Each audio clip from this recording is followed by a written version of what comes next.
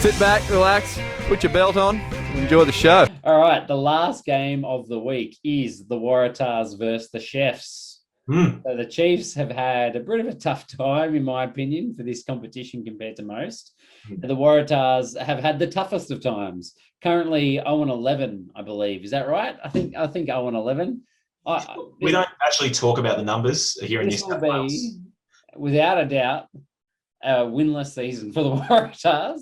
Well, although actually, to be fair, how many games did the Chiefs lose in a row before they started winning? 6 or 7. No, that was heaps. It was like 10. I'll look it up while you start going through the Chiefs pack. Didn't they tie the longest losing streak in New Zealand? Yeah, in New Zealand, mate. Yeah, true. It's probably about 2 games. Let's be honest. I'm going to look that up while you. I am. You go through the Chiefs pack for me. I won't drag this on. I've been going on in too much detail, but the Chiefs pack, Takiaho, I'm assuming he's on the bench. Sorry, I can't see the bench, but Bradley Slater's in again. That's just part of the rotation. Takiaho, I think, is amazing. Should be starting every week. But look, strong front row. The Chiefs, I've said this week and week again, the Chiefs forward pack, and particularly their set piece, is often underrated and surprises people. But their scrum is fire. Angus Tarvau is a hell of a scrummager. So expect that to be good. Surprise selections here, but one that I love, Zane Capelli starting at lock. You knew, Harry, I only just saw the name, literally just then. I love Zane Capelli, the hitman, the Samoan hitman, plays for Samoa in the last World Cup. I don't care what position. If he gets on the field, that's fine with me. They're clearly running out of locks. The Chiefs, every season, they seem to be running out of at least one position. The last few years before that had been props. But, yeah, and that's a hell of a strong back row, though. Peter Gus-Sowakula, Luke Jacobson, and Lachlan Boshier. As Harry's to continue Harry's narrative, he couldn't find a way to fit Sam Cane, the All Blacks captain, back into that back row. But you don't agree with that, right?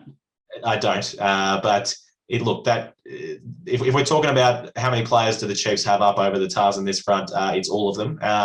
And for the Waratahs, the only exciting thing for mine is Raboni Warren Voyasako.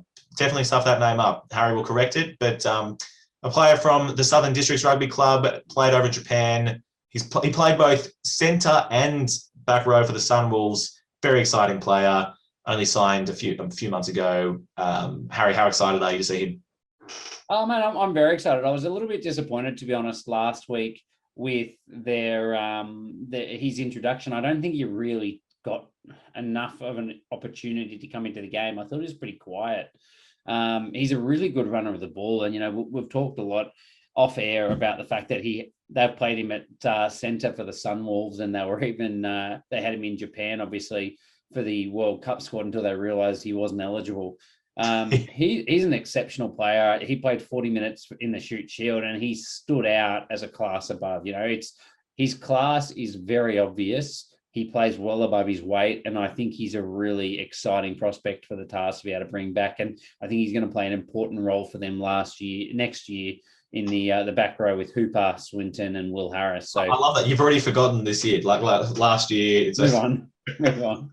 That's it. I've already gone. Yeah. Mate. Oh, the other one is 2 ins for the forward pack. So the Waratahs coaches were talking about the fact that there was no men left, but here they are with Tom Horton and Tetra Faulkner back. So don't get me wrong, not the most exciting international players that there is, but international quality, but still 2 very good players. I thought Horton was great last year, so I'm pretty happy for him to get the opportunity for a start at the moment. And Robbie Abel didn't have an absolute cracker game last week, so I'm happy for him to come straight in. I spoke about it last week. Andrew Tuala, I really like. He plays all across the front row. Last week, he made a lot of carries. He made that big line break, just charging onto a short ball as well. I really like him as a player, and I hope he continues to excel. And I know that the Tars love using their forwards as runners, their front row as runners. So I don't see Faulkner as a big runner of the ball, so I'm thinking maybe Horton and Tuala to get a lot of carries. Look, I do like Horton. I think it might be a stretch to say Horton and Faulkner are international quality players, but I said they're not. Oh, that's good. I'm glad we cleared that up. Yeah, they certainly do use their forwards to run a lot of the ball. As much as I like Horton, the running of the ball from Tuala and Horton is not going to be the running the ball of Angus Bell and HJH. No. Talked at length about them in previous weeks. But yeah, I don't know. For my main concern about that is, yeah, just are they going to hold up in the scrum? You know what I mean? I see the Chiefs probably really pushing the scrum. They're going to get some penalties out of that. And they're going to be fishing for yellow cards out of that for sure. Because that's a real simple way to put points on the board. We know that we've talked week in, week again about Waratahs. They are a defense optional team. The what do we call it? The spinning gate. What's that? That word that I can't think of now because it's too late. But Just let you sweat. The turnstiles. There we go. The Waratahs are the turnstiles. And yeah, imagine taking one more player off the field for the Tars. I mean, yeah, there's gonna be a lot of tries. So yeah, why don't you take us through the back line, Terry? Yeah, I mean, the big out here is Jake Gordon, right? Like he injured his MCL last week, and he's going to be gone most likely for the whole French series or for the majority of the French series.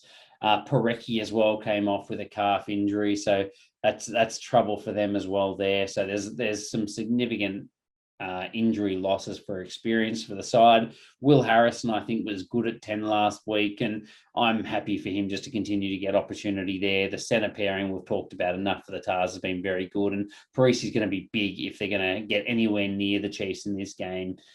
He's just been a wrecking ball. James Ram back, I think he's 5 or 6 weeks since he dislocated his left shoulder. He's one of his shoulders, sorry. Obviously Maddox out this week as well, so it's not quite the same amount of class that you bring in, but Ram, if he gets some space, he's got a lot of talent. I do hope he gets some opportunity because I really want to see him really reach his potential. He's a good kicker of the ball, makes good decisions, can run, can beat a man one-on-one. I'm just worried about his shoulder. Young man playing contact sport with a shoulder dislocation, the numbers are crazy high and the chance of him doing them again, so I would stay away for fantasy footy, put it that way. Well, I mean, it's all good when he re-injures his shoulder in this game. Did I just put the mustard on him? Raboni, as we talked about, he'll just slot back to centre. We'll have Parisi out to the wing. Oh, good. All positions covered. We're fine. Well, you still got Newsom on the field, though, mate. You didn't solve that problem. Yeah, true. Maybe if only you could choose who went off for your yellow card. You know what I mean? It'd be an easy choice. Can we just send actually Newsom off? That's why we've got him.